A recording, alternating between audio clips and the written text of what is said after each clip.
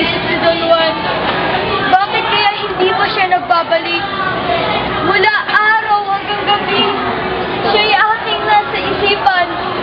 Walang araw na hindi ako nagdurusa para sa aking mahal na prinsipe. Ano kaya ang nangyari sa kanya at hindi niya tinutupad ang kanyang pangako sa akin? Ako na nga ba ang kanyang minamahal? 7 taon ang hiningi ko sa inyong ama para ika'y magbalik. Hindi ako makakapayag na ako'y ikakasal lamang sa taong hindi ko namamahal. Oh, Don Juan!